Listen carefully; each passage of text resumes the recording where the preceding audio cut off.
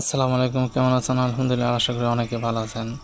অনেকেই তো আমার খামারের মাচার উপর গোয়ালি পাতা ছাগল দেখছেন। আজকে দেখাবো আমার ছাগল নিচে নামাইছি একটা সমস্যার কারণে। অর্থাৎ একটা ছাগলে পিঁপড় ধরছে, পিঁপড়ার ভ্যাকসিন দেওয়ার জন্য নিচে নামানো হয়েছে। মাটিরও তো রস প্রয়োজন, আপনারা তো খালি উপরেই রাখেন, দেখি একটু মাটিতে নামালে মাটির রসটা ছাগলগুলো পায়। দেখেন একে সবগুলো ছামে ছামে বাঁধেছি, খাচ্ছে ও কত শুয়ে আছে। এই যে আমার বসে খাচ্ছে, আমার একটা পাটা তাহাল হয়েছে। এই যে এইটার পিপিআর ধরছে একটু সমস্যার কারণে, হালকা রোদে শুয়ে থাকে, জ্বর আসে, দুই একদিন দেরিতে দেরিতে পিপিআরটা ধরে আর কি। পিপিআর ভ্যাকসিন আনছি, দেওয়া হবে।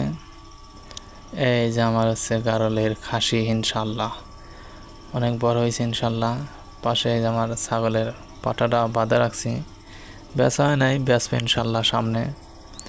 দোয়া করবেন আর ভিডিওটা শেয়ার, লাইক, কমেন্ট, সাবস্ক্রাইব করবেন। যাই হোক, ভালো থাকবেন, সুস্থ থাকবেন।